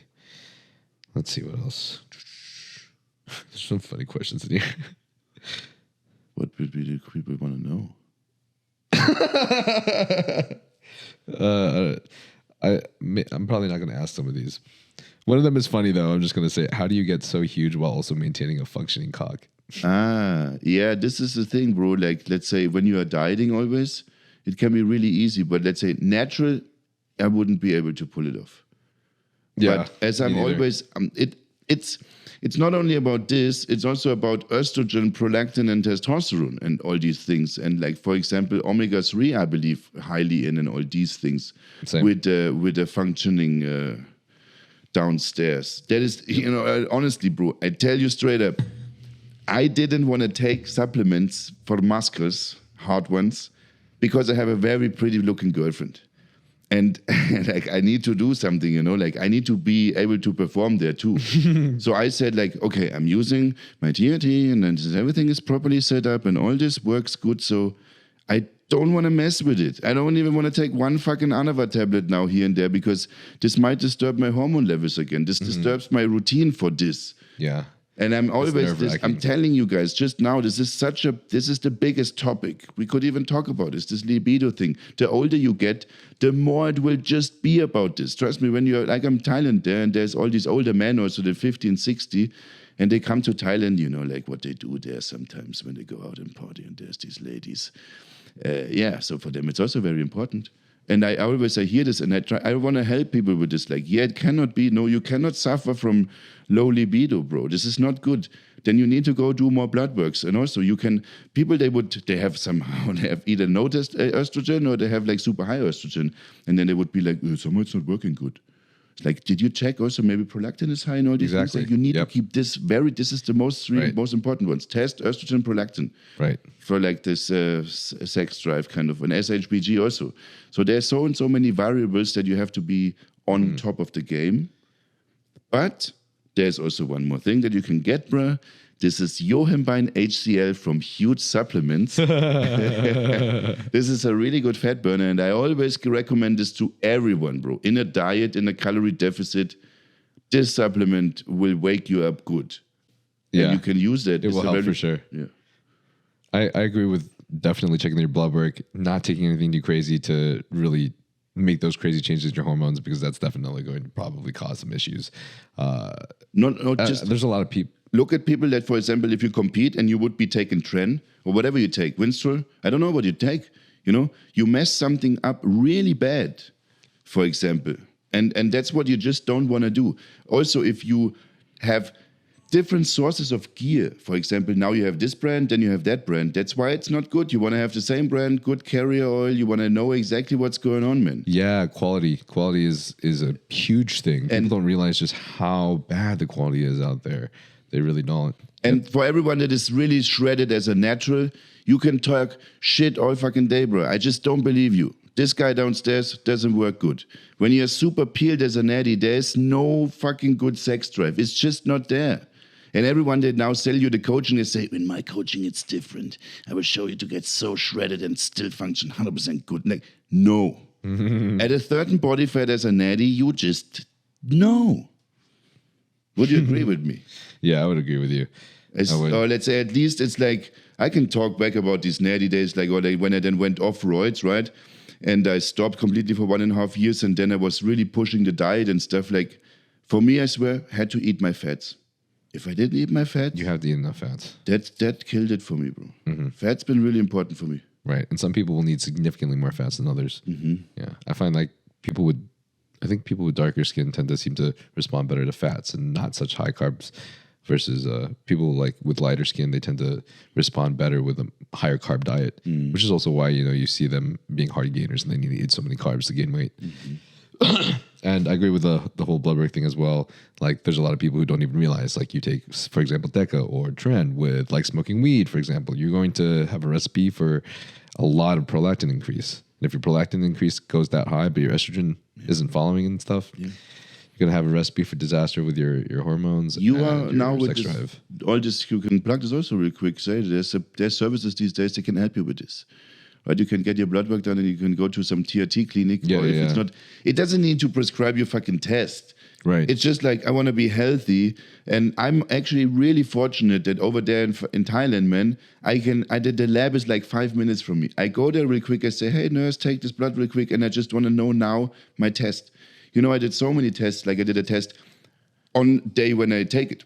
Then 3 days after, 5 days after, 7 days after. It's like, I want to see my estrogen. How is it doing? I take an AI. I don't take an AI. I inject every day. I inject every 5 days. I inject every 10 days. What is my levels doing? I did everything, bro. Like over like 6-8 months, I was checking all the time. And I just tried to find a pattern that is like the best for me. And then I found it out. So, but this is like, if you decide to take something, you have to be aware that this is probably also something, if you want to be doing it smart and good and professional, you should do it this way. Like go with some clinic that can help you to do this. Otherwise, you are just, again, like cooking something up at home, and this is not good. And then people having like crazy acne and all these things. You see all these cases online. Cooking something up at home. Like these days, they tell you like, buy this product, this 10 ml of something, bro. You take it once a week. And that's all they tell you. They don't talk about PCT and all these things. That's why, like I said, the problem with the fitness industry right now is that it's just too open about these things, and people are too easy now to say like, oh yeah, it's not a big deal anymore to take that. Oh, you can just jump on it. It's like, why not? These guys are all doing it. It's super accepted now. I can just do it. It's like, no. You get me? Like, this is all. I don't take painkillers. I don't take any tablets, really, bro. Like, I'm not this guy that put stuff easy in his body. I always be a bit careful, because like maybe this is not so good for you long term also, you know. Maybe you will suffer some other side effects. Like I said, genetics also brings it down. Some have cancer, some not. There's so many things these days. But in terms of like chemistry, be careful. If it's plant-based, whatever the fuck it is, maybe it's a mushroom here, will get you tripping. But plant-based things can never be this strong as chemical stuff. You know, chemicals, they kill people also. And if you decide to take chemicals, then be really careful what you take. That's also my take on all these things. Like I said, because it's too easy to access all this stuff. I go online, and it comes to my doorstep. And I can just take it. That's why you now in 2023 all see all these crazy people. Bro, I'm living in Thailand. Can you imagine that all these, like some people there, they decide to want to be a woman and some want to be a man, and then they take all these hormones also. Why not? It's also widely accepted. So, you understand? So it's nowadays easy to be more accepted to do whatever with your body, what you kind of want to do. But it's still not accepted to claim nerdy and not be. That's why I really like Transcend HRT, is because they have a lot of wellness specialists, and I know there's a lot of people there that this is really a whole, like it's a whole another world out there. So I know there's a lot of knowledge, like too much knowledge for a lot of people to research. So that's why it's definitely helpful to at least get yourself to like an HRT clinic like that has some specialists that will actually help you through your blood work parameters. Yeah. Or even if you take one to help you read it, that's a good thing already, because many times people take. My doctor in Germany is one guy, he doesn't even know. When I was back in the days having super low tests, like I had like 200 tests and like already 6 months off cycle and just didn't really come back and stuff in a test. And it's like, I'm not too educated in this, you know. I'm like, what can I do? Like, I don't know either, you know, I'm not too educated in this. It's like, yeah, but you would want to have specialists around you that can immediately also take action, because guess what? Maybe I was suffering for like 6 months because also my hormones didn't work well. That is a big point also. Like if your hormones are out of in whack, you maybe react different. Be fucking angry on tren. Like, I don't know, man. People died for competitions and destroy relationships and stuff. You heard about these things, right? This is road rage can be real and all this stuff. So you need to have these hormones in check. Otherwise, you might be also affected in your brain, and it turns you into a kind of different person. And the crazy thing is, some people will respond good to it. Some people will respond okay. Like, I've got a good friend that responds really well to a lot of things, but then you might have someone else who, like, you just take this much and just snaps. Yeah. So just really be aware of your own body. Yep. How do you deal with body comp fluctuations throughout the year while being a public figure? No, this is what I've been just now explaining before. Now I do a bit more cardio. I try to, when I'm in public and places where people can see me a lot, like, I try to stay in really good shape, because as I'm also not using any kind of like hardcore drugs, and I keep tracking my blood work. And so there's people that are just really skinny, let's say, and they're super shredded and they don't really train. And they're also healthy. So just because I'm shredded doesn't necessarily mean I'm so unhealthy. It would be maybe super unhealthy if I take a lot of gear that makes my organs and stuff suffer from this. But beside that, I don't think I'm so unhealthy in what I do. So I always go up and down. Like I just mentioned before, I have phases where I look 3-4 weeks more soft and then I look a bit more dry. And it's online, you have to understand that it's an image that you keep up about yourself. What I'm showing you is what I want you to see. And now I can flip and twist this picture around as much as I can or I want to, you understand? That's why also we're living in such a fake world, because people say they eat duck eggs all the time, and they don't. So just because you see them eating them every day doesn't mean they've really been eating them every day, right? So that's why, like, if you see me shredded nonstop, doesn't mean I'm so super shredded all the fucking time. Yeah. But I deal with it just how I deal with it. Fucking cardio. That's how you do it. Nice. Just cardio. Cardio. Not cardio necessarily, just activity, bro. Dancing. For me, cardio, dancing. Just walking from here 20 minutes to the gym. That's cardio already. You understand? Like, just playing tennis with your friends, that's cardio. Like, everything physical activity that is like longer than 20 minutes. Get a girlfriend and smash her. But lasts longer than 5 minutes. Not very much cardio. If you do it 5 times a day, bro, it's still... Oh, sex drive. Not the cure for everything, but a little HCG and Cialis does some wonders, though. I don't know HCG, though, because I've never really had really good HCG in Thailand.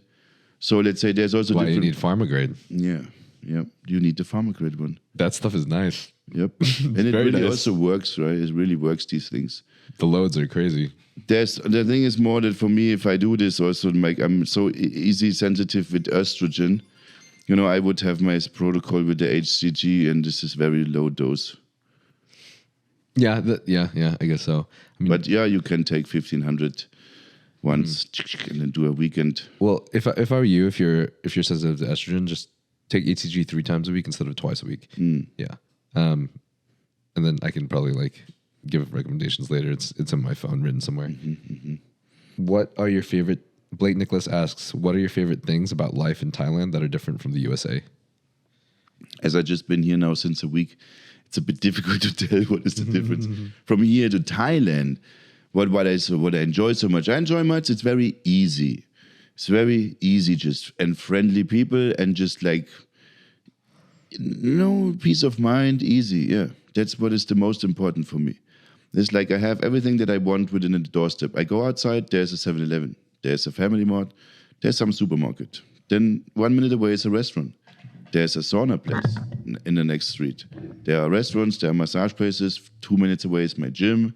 There's a big grocery store. Like, I don't know what you do on a daily basis, but that helps me a lot to be also very productive. I just go outside, go to the gym, take videos, go home, edit. Then I go eat somewhere in a restaurant, boom, then I'm home. That's then nice. I go there, then I'm home, then I go for a walk, then I'm home. That's nice. So I have this kind of convenience to be like quick and effective around, while in another cities, for example, also in Dubai, I leave the house and I'm out. I'm coming back home in the evening probably. I need to bring everything now, I have to put it in the car whatsoever, and then I drive from here to there, then we go eat there, then I do this, and then there's a lot of time is also lost on the road. A lot of traveling. Yep, a lot of traveling, and actually I like to stay home a lot. That's why I also want to have home always near me. Yeah. Yeah, that's kind of why I moved here, is because now that it's just 6 minutes from Zoo where I shoot all my content and go to the gym, it's just so convenient now. I didn't know. Because otherwise, for people in LA, you're driving like an hour as a commute on average. And scientifically, commute and travel tends to be one of the biggest stressors in people's lives. Also, like for us as we are content creators, right? This is our main kind of profession. I always moved near to the gym. Like, that's what I did. In Thailand, boom, I go next to this gym, Muscle Factory there, right?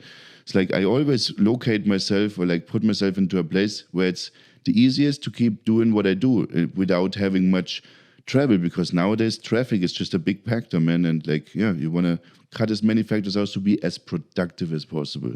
Because maybe like how I do it, I get done 3 times more work than you while you're just on the road for 3 hours. And like, sadly, we're not there yet with autonomous Teslas. Don't say that. You never know, yeah. But just saying, like, I like this part, like, that it's easy and convenient for me like this. Yeah, it's super cool. Joe's literally just like 5-minute walk away right now. Yeah. Didn't know. Nile lives just literally next to me. And when I just got here, then I also just realized that zoo is just next to here. And that's really important. Like, you have to make yourself a really good setup for whatever you do in your job, in your life, in your work, and all these things. Make something that works for you, that it's easy to get things done. Yeah. Because ultimately it only counts if you got it done, bro. Okay, let's do one last question. True Aaron asks, are you on any hair loss prevention? No, but this is a funny point because people was like, back in the days I bought your coaching because you have such good hair, nice hair, long hair. And I'm like, I don't know, I guess keeping for me also DHT in check and all these things, you know? Yeah.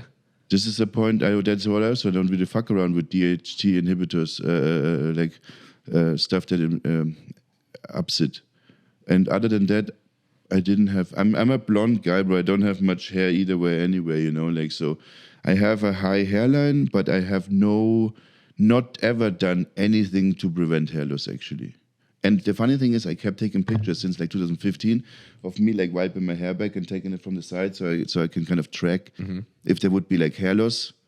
And in the last 10 years or so, like there's like last 8 years, there's probably like tiny bit, just so little. But I'm just genetics again. Yeah. This is just genetics again. Vigorous Steve said the same thing for him. Yeah. He just has his hair, even through everything that he's on. It's just still there. It's nice. He just shaves his head. Yeah. I unfortunately experience hair loss, but I have a whole protocol, like more plates. I believe that this hair loss stuff is also more to people with darker hair.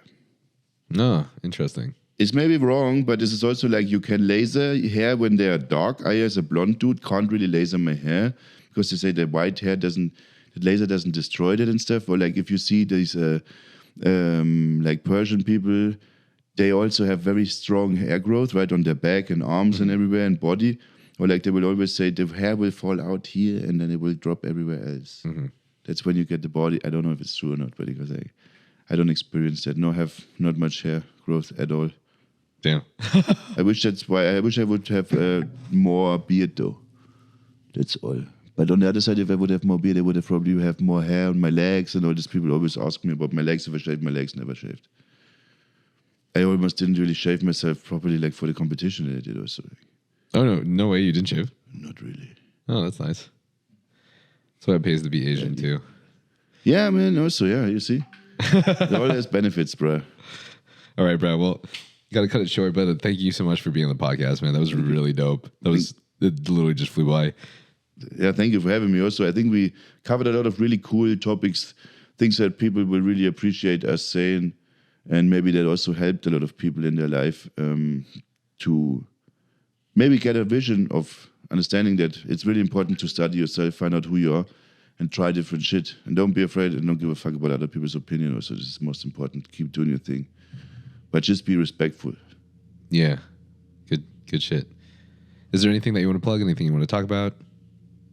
Anything that you want to promote? Code Joe. I'm not just Code kidding. Joe. Anything. I don't know. There's nothing really that I want to plug. I'm just grateful that I'm here, that I have the opportunity to do the podcast and go around now a bit. And finally in the US, first time here, and I just want to make the most out of it and experience it the most that I can. And that's me, my statement to say, like, but ultimately, keep pumping, brother. Yeah, let's go. Keep going, Spartans. All right. Thanks for being on the pod, Joe. This is Joesthetics. Joesthetics on Instagram, TikTok, YouTube, everything. Joesthetics. And then if you also feel like you need to check your blood work or anything like that, symptoms of low T, I do suggest going to an HRT clinic. My HRT clinic is bodybuilding friendly that I use, and that's Transcendent HRT. That link will be in the description below as well. And they have a host of different wellness specialists, as well as, of course, everything that you would expect from HRCs, such as testosterone, PCTs, and clomiphene and HCG, peptides, beta-morin, BBC, TB. One last thing, maybe this is a good final. What you hear with all this stuff is like accept that it's sometimes good to get help. Let yourself get helped also, you know? we think we can do everything by ourselves, but it's always good to have specialists or someone that's better than us in whatever we do, and just let them help you.